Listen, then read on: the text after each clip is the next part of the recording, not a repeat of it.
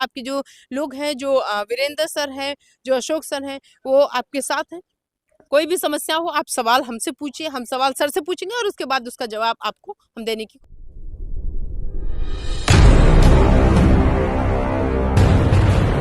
नमस्कार, आप देख रहे हैं मिनी संसद और मैं हूं प्रिया। आपको बता दें कि आज जो है वो 21 तारीख है और 30 तारीख को यहाँ पर आप लोगों का जो क्रमिक अनशन है वो शुरू हो जाएगा। यानी कि अगर आप बीच में छोड़ दीजिए तो महज कुछ ही दिन बचे हुए हैं, मतलब 22 से लेकर के और 29 तक। ये जो 7-8 दिन है, ये आप लोगों के लिए जो है बड़ा संघर्ष ही एक तरीके का कहेंगे। और सबसे बड़ा संघर्ष उन लोगों के लिए है जिनका पहला दिन यहाँ पर है, यानी कि उत्तराखंड का। अब उत्तराखंड के जो लोग हैं, जो उत्तराखंड की टीम है जो यहाँ पर आएगी, वो बैठेगी, उसके लिए कई सारी चीज़ें जो है वो इन 8 दिनों में करनी है। जैसे उत्तराखंड की तैयारियों को लेकर के कितने लोग वहाँ पर आएंगे, और परमिशन हम मानते हैं कि परमिशन जो है वो आप लोगों को नहीं लेनी है। जो आपके सीनियर लीडर है, जैसे अशोक जी हैं, जैसे वीरेंद्र सर हैं, उन्होंने ले रखी है। तो क्या उत्तराखंड के लोग जो है वो पूरी तरीके से प्रिपेयर हैं? क्या उत्तराखंड के लोग जो है वो इसलिए पूरी तरीके से प्रिपेयर हैं कि हम वहाँ पर चलेंगे? और जितने भी लोग आ रहे हैं, क्योंकि सारे जो है वो बुजुर्ग लोग आ रहे हैं और ठंडी जो है वो बहुत ज़्यादा है। तो उन सारी चीज़ों को लेकर के क्या लोग जो है वो अपने साथ और लोगों को भी ला रहे हैं, या फिर उत्तराखंड के ही लोग आ रहे हैं? क्योंकि लगातार वीडियो जो है वो पूरे भारत देश के लोग देख रहे हैं और बाहर के लोग भी देख रहे हैं। तो ये जो है ये बेसिकली उत्तराखंड के लोगों के लिए ये सवाल है कि क्या आप लोग पूरी तरीके से प्रिपेयर हैं? क्या आप लोग जो है वो यहाँ पर आने के लिए उन सारी तमाम समस्याओं से जो है उन सारी तमाम समस्याओं को छुटकारा पाने के लिए आप लोग जो है वो तत्पर हैं? क्या जब आप यहाँ पर बैठेंगे, जैसे पिछली बार क्या हुआ था जब यहाँ पर लोग आए, जब उन्होंने अपना धरना यहाँ पर शुरुआत की धरने की, और जब क्रमिक अनशन उनका बेसिकली 4-5 दिनों का शुरुआत हुआ, तो वो यहाँ पर बैठे हुए थे। चूँकि उसमें से बहुत सारे लोग जो हैं वो उनकी तबीयत भी खराब हुई थी, शायद हम नाम जो है वो भूल रहे हैं। तो एक महिला थी, वो जो है वो डॉक्टर को दिखा करके आ रही है, मतलब उसी धरने में जब वो क्रमिक अनशन चल रहा था और आमरण अनशन चल रहा था, उसी बीच में क्या होता है उनकी तबीयत खराब हो जाती है और वो यहाँ से हॉस्पिटल जाती हैं, हॉस्पिटल से फिर वो यहाँ आती हैं। तो उन तमाम चीज़ों को जो है वो देखते हुए, क्योंकि जब जैसे साथ में महिलाएँ भी आएँगी, अब अगर महिलाएँ हैं तो काफ़ी समस्याओं का सामना, और सिर्फ महिलाओं को ही नहीं, जो बुजुर्ग हैं उनको भी काफ़ी समस्याओं का सामना करना पड़ सकता है। कोई जो है वो युवा नहीं है कि वो थोड़ी ठंडी भी सह लेंगे। तो इन ठंडी को देखते हुए क्या व्यवस्थाएँ हैं आपकी? आप वहाँ से आएँगे, कहाँ रुकेंगे? क्या कितने दिन रुकेंगे? क्या और क्या उसके बाद दूसरे दिन उत्तराखंड के लोग जो है वो उसी दिन चले जाएँगे, या दूसरे दिन का जो क्रमिक अनशन होगा, क्योंकि दूसरे दिन दूसरे राज्य का है, तो क्या उत्तराखंड के लोग जो है वो दूसरे राज्य के लिए भी रुकेंगे? दूसरे राज्य का जो क्रमिक अनशन में जिसका नंबर, दूसरे राज्य का जो नंबर है, क्या उसके लिए भी रुकेंगे? ऐसे ही तमाम सवाल हैं, और इन तमाम सवालों को जब हम बैठते हैं तो ये सोचते हैं कि इतने सारे बुजुर्ग लोग वो कैसे यहाँ पर बैठेंगे? उतने सारे बुजुर्ग लोग वो किस तरीके से वहाँ से आएँगे?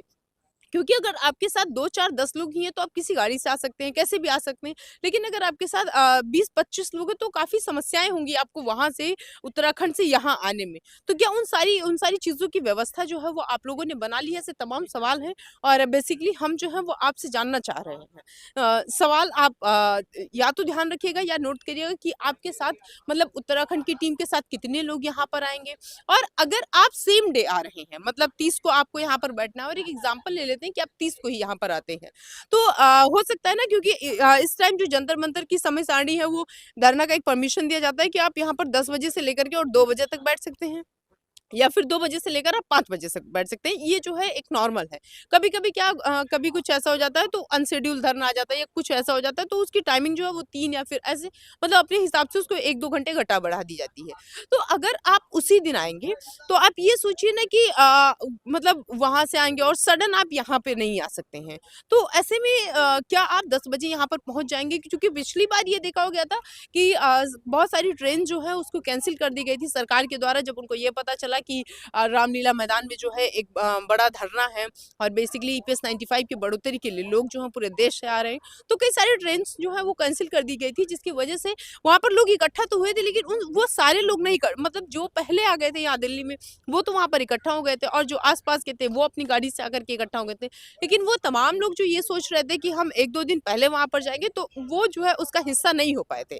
तो इस बार क्या उत्तराखंड की जो टीम है वो पहले से सतर्क है इन सारी चीज़ों को लेकर के, जो समस्याएँ लगता है उनको आ सकती हैं?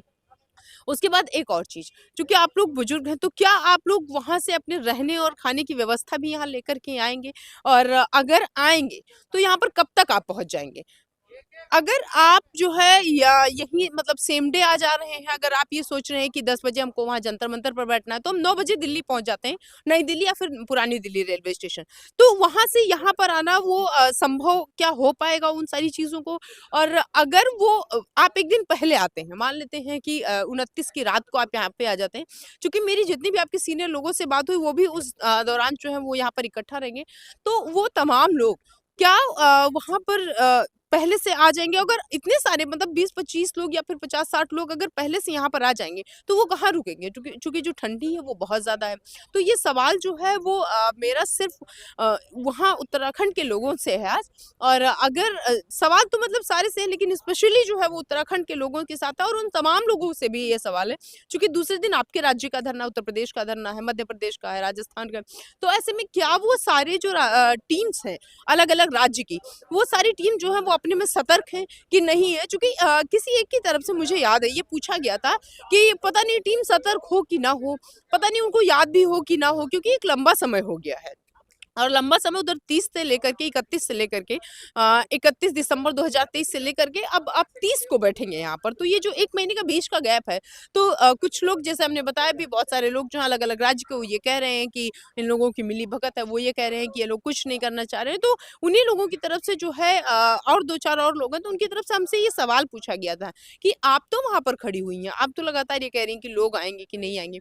लेकिन बहुत सारी समस्याएँ हैं आने को लेकर के, समस्याएँ यहाँ रुकने को लेकर के, और समस्याएँ ये भी हैं कि अगर वो सेम डे आ जा रहे हैं, अगर वो 30 तारीख को यहाँ पर आ जा रहे हैं, तो क्या उस 30 तारीख के बाद वो यहाँ पर पहुँच जाएँगे? चूँकि कहीं ऐसा ना हो जाए कि आप 30 तारीख को रेलवे स्टेशन पर 9 बजे पहुँचे, ट्रेन आप सोच रहे हैं कि 7 बजे मेरी ट्रेन हमको वहाँ पर फ्री कर देगी, उतार देगी, और हम वहाँ से 10 बजे तक वहाँ पहुँच जाएँगे, अपना धरना देंगे। तो ये ठंडी का मौसम है, ट्रेन कभी मतलब 20 घंटे, 25 घंटे, और पूरे-पूरे 1-2 दिन हमने देखा है, मतलब 36 घंटे तक की ट्रेन जो है वो लेट है, और बहुत सारी ट्रेन्स तो ऐसी हैं जो कैंसल हो जानी है ऑन द स्पॉट।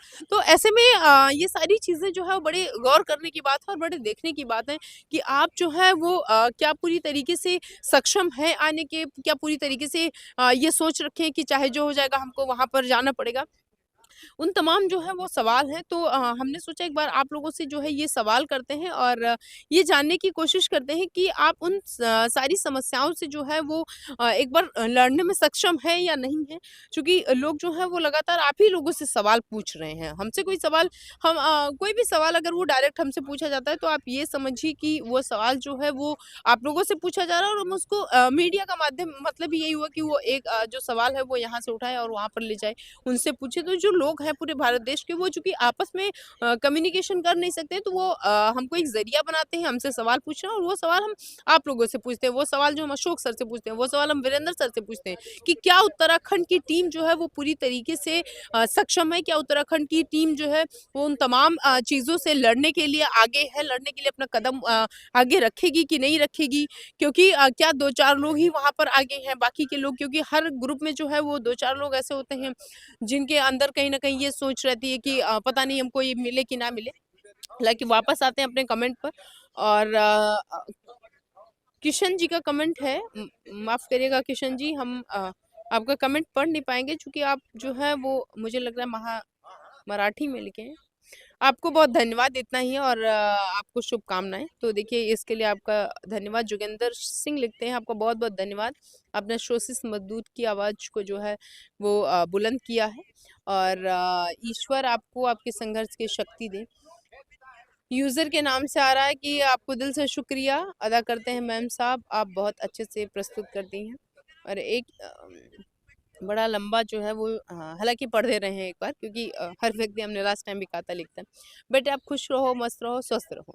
हम ऐसी प्रार्थना करते हैं, और मुझे लग रहा है 2-3 दिन पहले जुकाम जो है वो थोड़ा-सा था, और बुखार भी था, लेकिन उसके बाद भी हम यहाँ पर खड़े हो, और आप लोगों की दुआ से अब वो ठीक है, हम भी ठीक हैं।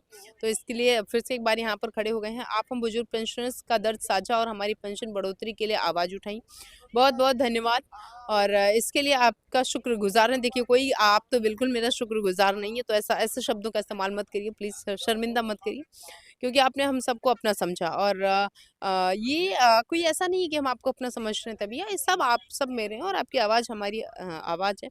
लिखा है हमारे परिवार का दर्द तकलीफ़ों को महसूस किया, अन्यथा टीवी न्यूज़ चैनल वालों के तो शायद बुजुर्ग माता-पिता मर गए हैं या फिर वो सभी टीवी चैनल वाले बहरे, गूंगे और अंधे हो गए हैं, जिनको दिल्ली में या हमारे देश में क्या हो रहा है सुनाई नहीं दे रहा और दिखाई भी नहीं दे रहा और ऐसा कुछ नहीं है तो शायद उनकी ज़ुबान नहीं है, वो लोग गूंगे हैं। अब इसके लिए तो देखिए जोगेंद्र सर कहीं नहीं, यूज़र के नाम से है। हम कुछ कह नहीं सकते हैं क्योंकि हर व्यक्ति जो है वो स्वतंत्र है और हर व्यक्ति को ये है कि भाई हम किसका मुद्दा उठाना है। वास्तव में सुरेश कुमार सिंह लिखते हैं, वास्तव में प्रिया बेटी आपने निस्वार्थ बुजुर्गों का आवाज उठाने का कार्य किया और जितना भी प्रशंसा की जाए कोई जरूरत नहीं प्रशंसा करने की, आप अपनी लड़ाई लड़ते रहिए। और उसके बाद मुकेश कुमार लिखते हैं वी आर जस्ट, देखिए Mukesh ji, we want justice for the older pensioners, तो जस्टिस हो जाए अच्छी बात है क्योंकि हर व्यक्ति जो है वो यहाँ पर वीरेंद्र सर का मैसेज है और मैं रेगुलर सभी एपिसोड देखता हूँ, कई बार मेरे मैसेज को तुमने पढ़ा है और जिसे कई बार मैं देखता हूँ और विशेष रूप से अपनी धर्मपत्नी को भी दिखाता हूँ, अच्छा लगता है वीरेंद्र सर जब आप इसको देखते हैं और ये आज आपने ये लिख दिया कि मैं देखता हूँ, तो इसके लिए आपका बहुत-बहुत धन्यवाद और ज़ाहिर-सी बात है अगर आप देखते हैं तभी आप लिखते हैं। सुरेश जी का है प्रिया बेटी खुश रहो, हमारा सबका आशीर्वाद बना रहे। सुरेश पाटिल मुंबई से हैं ये और बहुत-बहुत धन्यवाद सुरेश जी आपका जो आप उन बातों को थोड़ा-सा समझ रहे हैं। प्रिया जी आपको धन्यवाद दे रहा हूँ बुजुर्गों का साथ देने के लिए। धन्यवाद देने की ज़रूरत नहीं है, आप लड़ते रहिए, संघर्ष करते रहिए, हम जो हैं वो आपके साथ हैं। उसके बाद वीरेंद्र सर जो है कई कमेंट करते हैं। हमारी मांगे पूरी हो, वीरेंद्र सर की जो सेंटेंस हैं, जो शब्द हैं, वो अगर आप सुन लीजिए तो ऐसा लगता है ना कि जैसे हमको यहाँ पर खड़े नहीं होना चाहिए, यहाँ पर वीरेंद्र सर को खड़े होना चाहिए। और इस तरीके से बोलते हैं मतलब कि आप सुनते-सुनते आप ऐसे लीन हो जाएँगे इस तरीके से कि मतलब शब्दों को आप समझेंगे और क्या उन शब्दों में इतनी मिठास है, इतनी तरीके से कहने की उसको इतना मतलब किस तरीके से कहना चाहिए, मुझे लगता है कि सर जो है वो बिना जर्नलिज्म के जर्नलिस्ट हैं और नरेश जी लिखते हैं बात कर रहा हूँ एक झूठ कर रहे हैं, एकजुट होकर रहना है और सबको 30 जनवरी से मजबूत तरीके से अपनी बात रखनी है। यही कह रहे थे नरेश जी कि सबको जो है वो मजबूत तरीके से अपनी बातों को रखना है। क्योंकि सवाल जो है उन लोगों का और एक बार उन लोगों से भी कभी अगर हमारी बात हुई या कभी उन्होंने अपना नाम लिया, तो हम उनका नाम ज़रूर आप लोगों को बताएँगे जिनकी तरफ से ये सवाल उठते हैं। तो क्या ये भी हो सकता है कि भाई जैसे लोग कहते थे कि सरकार के नुमाइंदे आप लोगों के बीच में हैं, तो हो सकता है उनकी तरफ से भी ये सवाल हो और कई सारी चीज़ें हो सकती हैं। कई सारी ये भी हो सकता है कि कुछ लोग ऐसे बैठे हो जो चाहते हो कि हम इसको तोड़ेंगे। क्योंकि बहुत सारे धरने ऐसे देखे गए हैं जो लंबे समय से चलते हैं कि उनको जो है वो तोड़ने की कोशिश की जाती है तो उसमें नकारात्मकता लोग जो है वो बाहरी लोग आते हैं फैलाते हैं और वो ये ढोंग करने की कोशिश करते हैं ये दिखाते हैं कि हम जो है वो ईपीएस 95 के लिए लड़ रहे हैं और हमारे साथ ऐसा ऐसा हुआ इसलिए ताकि उनके आसपास चारों तरफ जो लोग हैं वो कहीं ना कहीं अपना दाग दाग इन द सेंस कि कोई सब्जी है अगर वो सड़ी हुई है तो वो जो है वो सब में लगने की कोशिश करती है तो वो दाग लगाने की कोशिश कर रहा हूँ, वो भी सोच रहे हो कि अपना अगर हम किसी एक को कहेंगे कि सरकार ऐसी है, वैसी है, ये है, वो है, तो वो 4 भी हमारे साथ कहेंगे तो अपनी 4 में अपनी बातों में एक 4 जो शामिल करना चाहते हैं। राजा राम जी लिखते हैं, हम सब राजा राम सामत, आप हर रोज़ मेरा मैसेज पढ़ते हो और प्रिया जी मेरी बेटी की तरह मुझे दिखती हो और हँसते हो, तब आप मुझे मेरी बेटी की तरह हँसते हो। प्रिया जी हम आने की कोशिश तो ज़रूर कर रहे हैं पर तबीयत साथ नहीं दे रही है। प्लीज़ आप मत आइए, अगर आपकी तबीयत नहीं सही है तो मत आइए यहाँ पर। सरकार इस वक़्त हमारे लिए कुछ समंजस फैसला सोच समझकर माफ़ करिएगा, सरकार हमारे लिए कुछ सोच समझ कर फैसला ले अगर हमें ठीक से पेंशन योजना नहीं देना चाहते हैं, हमारे पैसे वापस करें उचित ब्याज के साथ, सरकार काम करे। देखिए कोशिश तो यही है कि हम लोग जो हैं वो आपका पैसा जो है आपको मिले और एक मास्टर मास्टर आयुष करके एक नाम आ रहा है। Thank you for your good regular updating, lots of thank you and mini Sansad team Priya ji, बहुत लंबा इन्होंने लिखा है। After taking with the honourable PM Modi ji, still no animal solution regarding increasing the pension EPS 95 which are long days pending, बहुत दिनों से pending है, हम भी यही कह रहे हैं आप लोगों से, but we are not senior, we are all senior citizens are still waiting that the Honorable PM Modi ji must increase our pension as early as possible. We will helpful. I personally thank to the NAC Chief Commander ji for his great and hard efforts. और may God bless him. और ये हैं जो जंग Bahadur Singh retired हुए हैं 31/11, इन्होंने भी लिख दिया है, कलकत्ता से हैं और हुगली शायद लिखा है, स्टे इन हुगली, नीचे जो है वो शायद जिप कोड भी लिखा हुआ है। तो देखिए आप लोग जो है लड़ते रहिए। और एक बार सवाल को जरा हम रिपीट कर रहे हैं कि जो उत्तराखंड की टीम है वो क्या पूरी तरीके से अपना कदम उन समस्याओं से लड़ने के लिए अपना कदम आगे बढ़ाने के लिए तैयार है? क्या जो लोग हैं जो जिस दिन यहाँ पर आएंगे क्या उसी दिन सेम डे आएंगे या बाद में आएंगे? और अगर सेम डे आएंगे तो क्या वो यहाँ टाइम से यहाँ पर पहुँच जाएंगे? और अगर एक दिन पहले आएंगे तो क्या वो कहाँ रुकेंगे? क्या रहने खाने की व्यवस्था है? और प्लीज़ आप लोगों से ये रिक्वेस्ट है कि ऐसे व्यक्ति को यहाँ पर मत लाइएगा जिनकी तबीयत स्वास्थ्य ना ठीक हो, क्योंकि वो अभी घर पर ही ठीक है, तो उनको आप वहीं पर छोड़िए और बाकी जिनका स्वास्थ्य ठीक है वो यहाँ पर आइए। और एक और चीज़ कि क्या जो उत्तराखंड की टीम आएगी वो दूसरे दिन राज्य के लिए रुकेगी कि नहीं रुकेगी, उन तमाम सारी समस्याओं का जैसे आप यहाँ पर बैठेंगे, कहाँ रहेंगे, कहाँ जाएँगे, क्या करेंगे, तो प्लीज़ आप वो शेयर करिए ताकि आगे के जो लोग हैं जिनका धरना बाद में है वो जिस असमंजस में हैं कि हम कैसे क्या करेंगे, तो उत्तराखंड की जो टीम है वो पहले उनको गाइड करे। और उत्तराखंड की टीम को गाइड करने वाले आपके जो लोग हैं, जो वीरेंद्र सर हैं, जो अशोक सर हैं, वो आपके साथ हैं। कोई भी समस्या हो आप सवाल हमसे पूछिए, हम सवाल सर से पूछेंगे और उसके बाद उसका जवाब आपको हम देने की